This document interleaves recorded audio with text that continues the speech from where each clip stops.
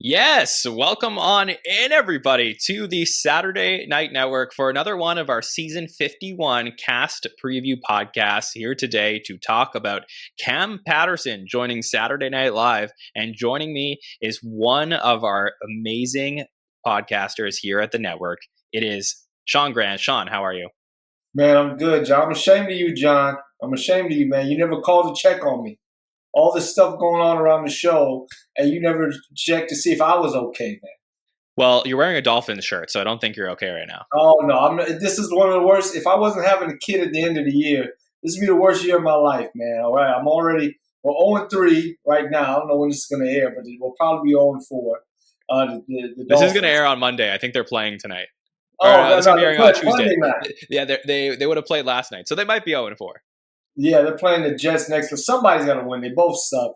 But anyway, yeah, that's going on. SNL, Mikey Longfellow, man. But John, with all your connections, man, with all that you're doing at the show, you could have saved Mikey Long's job, man. What the hell is going on right now? Well, I guess my question for you is like once upon a time you came on the podcast and showed me a nice DM you had with Michael Longfellow. And I'm wondering, did you say something to him that potentially threw him off course? Is this your fault, Sean? I'll take that. I'll take that. I mean, it could have been all the times I asked him for money. I can't give it back, Mikey Longs, man. I know you're not making SNL money no more, but you still rich, man. You're touring. I'm proud of you, and you killed it while you were there, man. Who knows? You might come back. I think it was that time you took your shirt off on the podcast here that just changed You the know what? trajectory for Longfellow. I was gonna say, man, because whenever guys who haven't seen me before, if I'm ever panicked or if my takes aren't working, and chat's killing me, I usually take my shirt off, man. I'm at 14% body fat right now, man. Like, so it's going Oh down a no, lot. this is not what I want.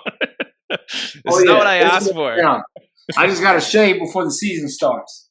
But once I get Well, the stomach shaved up, if I'm panicking, if I don't have a good take, or if I didn't really watch the show thoroughly, then I'm gonna baby oil up my stomach. Yes, I'm gonna use baby oil. I don't care whatever Diddy jokes you want to make. I'm using baby oil, and I'm bringing more people to the S because you gotta give me some credit, man. That's why we're blowing up right now. It's because of what's going on here. Six pack. yes, yes. Well, let's oil up and talk about Kam Patterson coming to Saturday Night Live for his first season as a cast member. Probably the most viral hire coming into this new season. Someone that Ooh. people are really excited to see join the show. Major stand up, big part of Kill Tony. Just like a completely different area of comedy that SNL has reached out to bring in someone like Kam. And there's just like a wide range of response of like apprehension. Other people are super excited about it. And like there's people who haven't watched SNL in years that are like, oh, I'm going to go back to the show now that Cam's on. So how did you feel about it when you heard that Kam was hired to come and join Saturday Night Live? Well, let me say, I didn't. Okay. So I played basketball with Cam once. We were on the Netflix basketball All Star team, coached by Marshawn Lynch. He was a starter. I was on the what Marshawn Lynch called the ass team. So we didn't actually play together. It was just me and some other horrible players. Whenever Cam and some other people needed a rest, we would come in. He's a very good basketball player. Before I met him, my only opinion of his comedy, look, I'm not a big fan of the Kill Tony platform because of, I think at first it was supposed to be a bastion of free speech, but what it kind of seemed to turn into is a lot of stereotypical jokes about black people, right? At least a lot of the black people that would blow up on that platform. I won't say any names because I know these guys personally, some of them. That they would seem to skew a certain way that was like deprecating, self-deprecating, but deprecating about the race itself. Like it would be like very low-hanging fruit. Kill Tony's very well known for saying the Puerto Rico thing and doing those types of roast jokes that could be very offensive and very stereotypical type stuff. And Cam blew up on that set with a rock joke. So if you just know Cam, the joke about him liking rocks It's a very innocent, fun joke, but in that platform, it seemed to be like what black people call cooning. When a black person plays dumb or they play like they're, something's wrong with them intelligence wise in order to gain the affection of a white audience. It's something that's been in mainstream culture for a long time. Black people call it cooning. So I was I sort of thought that that's what it was, but it wasn't that. It's Cam had been doing that joke for many years. People who knew Cam educated me on it. I was just like, man, why is this brother playing dumb? But it wasn't that. He's a fun character. He's very loose, and the platform that blew him up is not representative of his comedy. Apparently, at least this is how it's explained to me. I don't know many other jokes. The only thing that happened that I know of with him is he said something on a podcast, or somebody's talking about the rock joke, and they said something about crack rocks, and he didn't really check the guy. The guy made a crack rock joke about him because he's black, and he didn't check. He just kind of laughed it off or ignored it, and a lot of other black people jumped on that train where they kind of crapped on him. But this is a new platform. Cam seems to be just a talented young man. He's game. And I'm very proud of him for getting this opportunity. Also from Florida, so I hope that he has all my him and obviously Marcelo's from Miami. I'm not sure what part of Florida Cam's from, but I know he's going to do a great job, man. I'm proud of him getting this opportunity. Me too. I mean, I'm excited about it. I think that, let me see if I can figure out what part of Florida that Cam is from. It was in the press release. He's from Orlando. Orlando, Florida. Yeah, so different area there, but yeah, also recently in a movie with Marcelo, so I know that they definitely know each other and all that. Right. But yeah, Sean, the Kevin Hart movie that's coming out in a few months, I think that they were in that one together. That's so cool, man. So yeah, there should be some chemistry there. I know it's going to be a lot of pressure. I wonder how the show will respond to that, because I don't think, like you said, I didn't think about him being the first viral cast member. That puts pressure on people to use him soon, or sooner than they can figure out a rhythm for him. Because everybody goes through those writing struggles. I read Keenan's book. It took him years to get his, even though he had man, that wasn't viral back then, but he had a movie before he joined the cast, and he had his own show and sketch show. Was he the biggest? I don't know, how you measure that. Who's the biggest star to come into SNL to already kind of have stardom? Besides like the 1985 or 84-85 season where they brought in like Billy Crystal and Martin Short, who were already very famous, Christopher Guest, like those guys. Obviously, Michael McKean had hosted the show before he became a cast member, so like there's a lot of that. And then, I don't know that, like, I think you could also argue that Marcelo was as famous, if not more famous, before he came like onto the show. There's a lot of, he had a huge following on TikTok and Instagram prior to him joining the show. So I think it's definitely like a pattern that we're seeing. We're seeing it with the hiring of Cam, the hiring of Veronica. Even James Austin Johnson, like, was found on TikTok with some of the stuff that he was doing. Like, there is certainly something for that. I would say that Cam isn't necessarily the hire that is like always coming in with like the biggest following.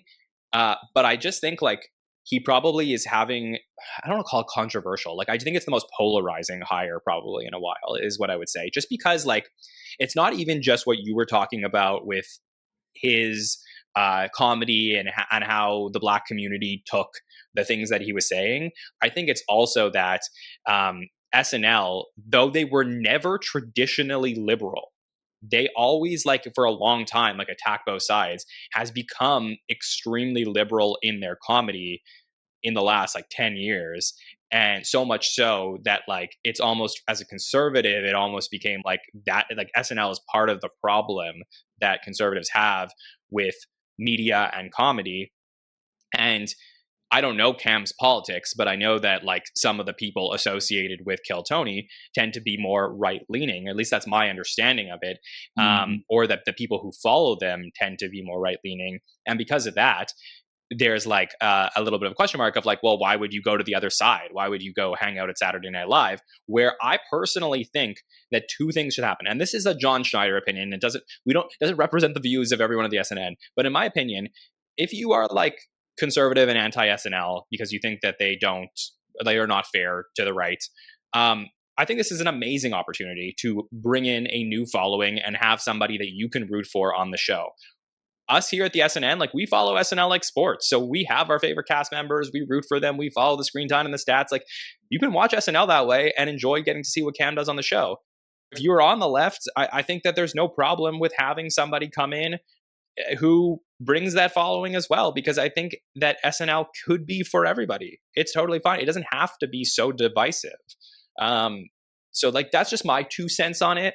But of course, everyone's entitled to their opinion, and if they're not happy to see Cam on the show or think that he says things that people don't like, that's fine too. I think the thing that's most interesting to me, Sean, is that in watching some of his comedy, it's not necessarily about like who watches it or what he represents or anything like that. It's like some of his comedy is so not going to be able to be said at 11:30 on Saturday night on NBC. Are we going to get the full Kam Patterson experience? Because I think he's going to have to tone it down a touch to be able to go out on broadcast television the way that they want him to. Like, so, yeah, when you say that, is he like very raunchy? Is he like very super raunchy? There's like a bit that was going around about how I don't know, it was one of his siblings and like losing their virginity or something like that. It was going around pretty, and then he swears a lot. Like I just like it's a very like different style of comedy than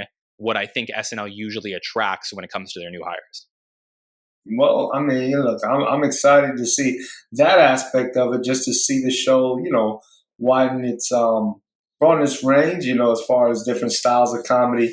But yeah, like a slip up could be, yeah. I mean, who knows, man? With what the FCC is doing, man, and what's going on right now, this is a crazy time, John. And this for those. I know the things move very quickly. Just to remind folks, Jimmy Kimmel just came back from his debacle or whatever. They took him off the air for something he said, and it's like, man, we could.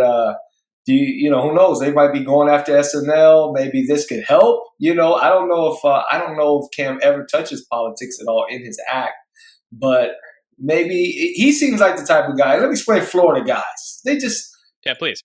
We have no side, man. We just want money, man. If I'm talking about, Cam or even I think, David Lucas, who got big on that platform, and he's gotten into big trouble. Some of the things he said about George Floyd and all that.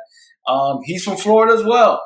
Florida guys are very much about their personal, whoever side is winning, they will switch sides very quickly. That's why we pay you the big bucks, Sean.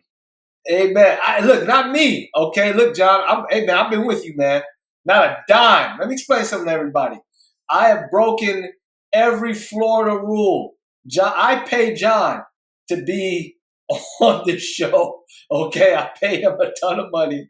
So I'm not about the money. I'm about sides and loyalty, and I will never betray who brought me to the dance. Cam, I think Cam will betray Kill Tony if he has to. If there comes some bit, if they write something against Kill Tony or something that might destroy that platform or attack that platform, I would love to see. That would be fun, man. I hope somebody writes something clever like that, and just to see if Cam does it to lampoon his old buddies. I don't know if Shane Gillis got big on that platform. I know he's in that circle of comics, right? Like on that side of it where he would lean conservative. But he got casted and then removed because of some old side and then brought back as a host. We all know that. But yeah, man, I'm excited to see if they put Cam in a situation like that. That would be fun. Yeah, and I also think it's about getting comics in from different areas of the country. I know you said that there's like a few people who come in from Florida, but I think Kill Tony, I think they moved to Austin, Texas at one point. So the fact that like SNL is going down to Austin to like find people from there, like that's interesting to me for sure. Let's talk about Cam on the cast though. You mentioned Marcelo. I know we talked about this in the Marcelo pod a little bit about like, are they just like the same too much, where eventually they're just going to like not be able to work together. I think that's interesting because they could really match each other's energy, or it could eventually down the road be something where like, can they both coexist on the show? But what about like any other cast members? Is there anyone that you see really matching well with Cam? Matching what? I mean, I believe Keenan seemed very welcoming. He's still there, and he's just that, got that old. He seems like he likes being a guide for the. That's probably the only reason he's sticking around. And honestly, I haven't. Is the update desk going to be the same as Michael Yeah. Shea? And oh wow, I really watching stuff behind the scenes or kind of hearing stuff. I don't know if you saw the Kanye clip with Michael Shea. I didn't real. Oh, you didn't see that? No, I did see it. It was wild. That was wild, man. I didn't know that. Shay kind of spoke that way. Like he got real in that. About the brotherhood of, or the fraternity, or whatever you call it, the family that is SNL, and protecting that, and how they bring people in as a part of a family. And then somebody in their farewell, I don't know if it was Devin or somebody mentioned that it was like the toxicity, like that there is some level of toxicity, the most loving toxic family or something they listed. But I was actually surprised to hear that they were still kind of had that old school toxicity. I know that is in the old folklore of SNL. Some of the competition or just not making the show, and how it feels to get a big goose egg on the SNL stats line and stuff like that. But yeah, apparently it's still there. There can be some tension still brought up from that. A lot of people are professional enough not to bring it out. Well, who knows? Maybe we can have a situation where Cam blows up on it. I hope he doesn't, man. I hope he stays patient. I hope he recognizes that if something happens, not just him, but any of the new cast members, that hope they don't take it personal. That we live in an era now where everybody wants things instantly. Everybody wants, immediate recognition, or they don't want to like kind of grind it out. And even Eddie Murphy only had a few bit roles and non-speaking roles when he first got on the show. And a lot of people go through those growing pains where they can't really get a rhythm. I'm sure everybody, I can't think of anybody, maybe James Austin Johnson, that just came on kind of almost in MVP status as rookie of the, as a rookie. But yeah, man, most people, you have to kind of find your footing, and you have to find a way to not take the toxicity personal. And, I was looking up a lot of research on Cam, but not specifically just his stand-up routines, but also what other YouTube channels that cover comedy were saying about Cam. And I think because it's always interesting for me because we're like so in it, and we know like all the machinations of every cast member and all that. Like for me, sometimes like I love getting the more casual perspective, and I thought it was really cool to get to see that some people were comparing Cam to Eddie Murphy, and were saying that he is like that sort of vibe of like when he joined the show.